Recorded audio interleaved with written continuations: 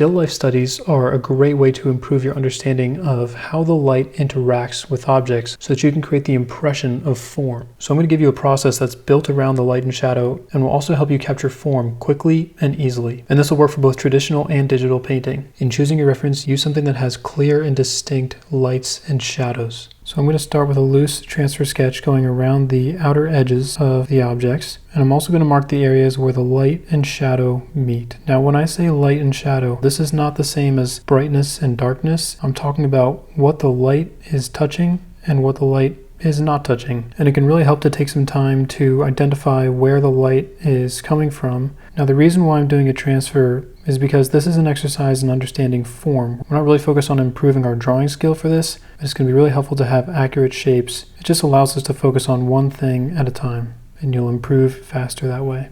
Next, we're going to mix our colors, and we're going to choose a shadow value and a light value for each object. Now, I don't want you to simply color pick and then create your palette that way. Better to mix the colors by eye so that you're forced to make thoughtful decisions about the relationships between the light and shadow. Now, I'll be using the color picker just so you can see my thoughts happening.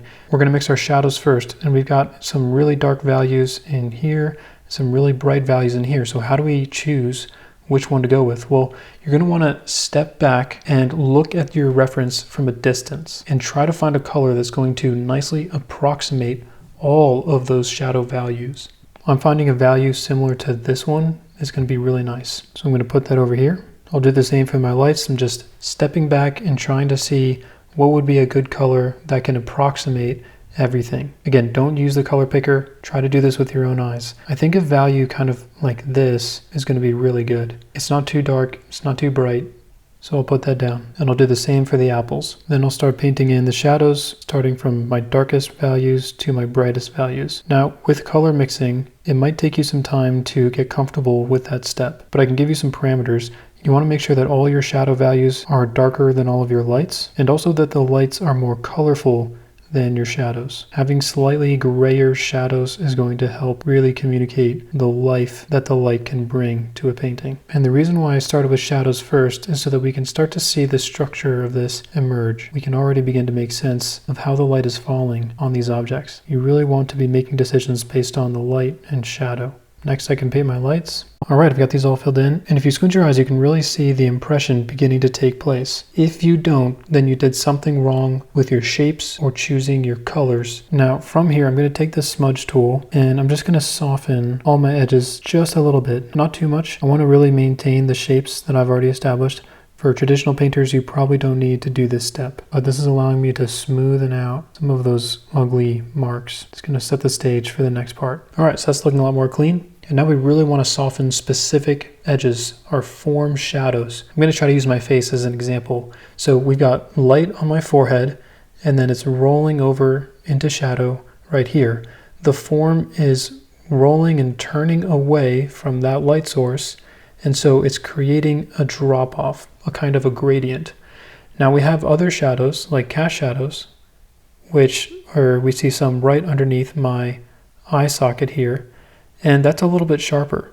You can also see a slightly sharper edge right here. Sorry, it's kind of hard to move. But right there, it's a little bit sharper. Over here, though, this is pretty soft, coming down. Now, the cast shadow from my nose, though, that's pretty sharp. So form shadows are shadows that are turning away from the light, and the light just can't wrap around and touch that side. But for a cast shadow, like this area here, that would be touched by the light if my nose wasn't directly blocking it. And so the silhouette of my nose is falling on that area. And so that's why we have that sharp edge, that silhouette on my face. Form shadows are going to be soft, cast shadows will be sharp. So using the smudge tool, once again, I'm going to really soften my form shadows. If you're painting traditionally, you're going to have to mix a color that's going to go neatly in between these two, something like this. And so you might need to mix multiple shades just to create a nice gradient. I'm just using the smudge tool because I want you to see the quick impact that this has just by softening the edges only. The size of my smudging tool is pretty large. I'm probably going to be accidentally softening some other things along the way. I will go back and then sharpen my cast shadows. And as I do this, I do want to be very conscious of my shapes. Since this is where we're really trying to establish form now, it really is going to matter what the shapes are. I can also be selective about how much of a gradient I make. I might just want a small gradient in some places and then a larger one, kind of a wider one in other areas.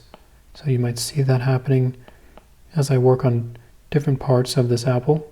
Generally, the wider of a gradient you have, the softer it's going to be turning in form. And you can see with the nature of creating gradients, they really do kind of move the shapes around, and so you do need to just constantly address those, come back to them, check them, make sure that they don't get out of hand on you. And I also want to say, like, I'm not just copying the reference image here, I'm not just copying what I see. I'm really looking back and asking myself, looking at the painting, not looking at the reference even, and I'm just asking, is this working? Is this creating the impression of form? Am I able to kind of round out some of these edges and give this apple a sense of volume? I'm actively striving to make this look and feel three-dimensional. So in here, I think we're gonna have a nice soft gradient. So I'm really kind of pushing this back and forth. Again, pushing this back and forth, like blending like this, is not going to be a helpful thing for you in traditional. You might be able to get the impression of form, but it's probably going to come out pretty ugly. So that's why I recommended using those intermediate values to help you out. Okay, so I've softened these things and I just need to sharpen up some of my edges. So I'm going to go back to my shadow value and I'm going to sharpen my edges where there are cast shadows. If I blended my gradients right,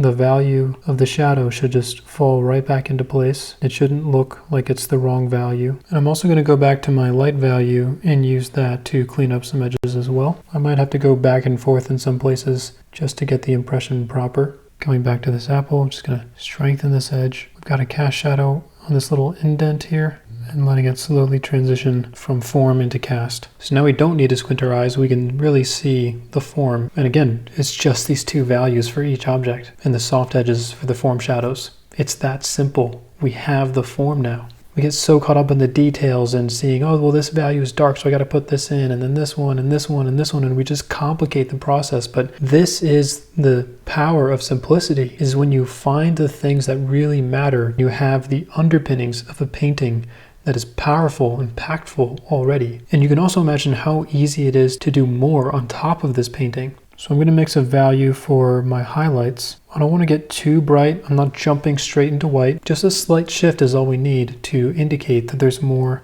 going on here.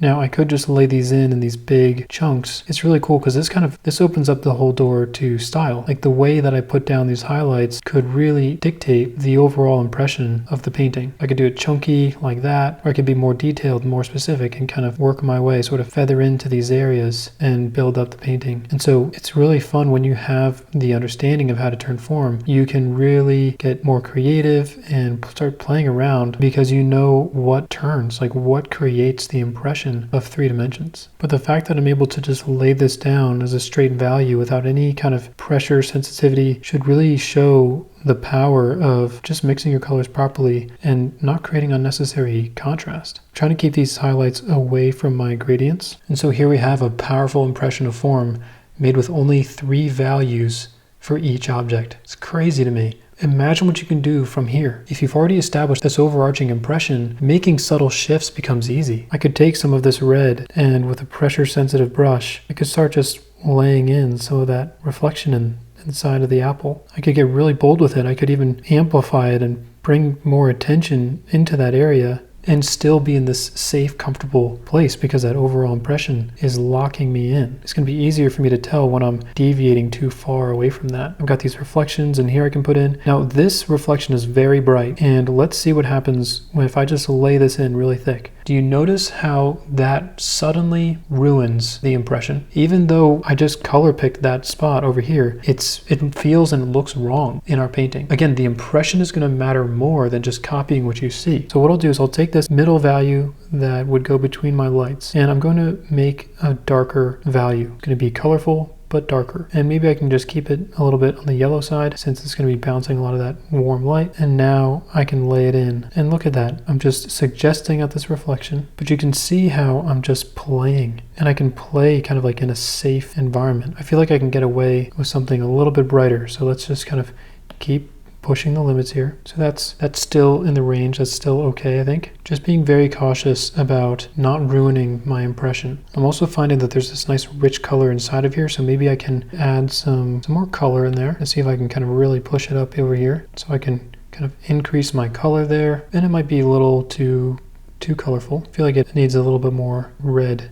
You can see as I'm doing this, my style is kind of changing. This painting is morphing into something a lot more organic and a lot looser, not as stiff and gross as it started out. Making all these fun additions is so much easier with the form already being established. I can start putting in reflections inside of my cloth shadows. Could really open it up and help that glowing effect. And I still have room to go darker as well. Can completely change this painting by bringing in some darks like this. But again, all of this just becomes so much more accessible after you've already laid in the basic forms. So I hope this process is just really easy and simple for you to quickly create that form so that you can get straight into the fun, creative side of painting. And I just feel like this painting is calling for some hits of yellow. I feel like there's kind of like just this warmth to the light. The lights need to be more colorful than the shadows, but among the lights, you'll have the most color right before the light becomes shadow, kind of like a sunset. And within the shadows, you'll have the most color in the reflections because they're reflecting the light, which is more colorful. So I'm not just throwing these colors around, I'm putting them in specific places to really capture the light. So I'm going to put in these pieces of yellow, and finally I'll just lay in my last highlights. Going to make them nice and sharp to really make sure that these areas maintain the focus and the attention. And I don't even know how to describe this anymore. I'm just painting and having fun. Every micro decision being made here is being influenced by the light. The light is my guide. It's a lamp to my feet, pointing the way out of the darkness, out of confusion, out of uncertainty. It gives me clarity. And I hope that this process lights the way for you to bring beauty into the world. Well, I just got totally lost in the sauce painting there, but by all means, try this process out for yourself. Start with those initial values, then soften your form shadows, put those highlights in, take a photo, screenshot it, whatever, and then go ahead and play and see what you can do. And if you're new to this, I especially want to encourage you to paint with restraint. Try to keep your values close together. Don't get too wild or too crazy. Stay within a tight range and see if you can capture the form with less. And if you try this, then send me your work. I'm still doing free critiques. Don't know how long I can keep this up for, but it's been good so far. Thank you for watching, and I wish you happy painting.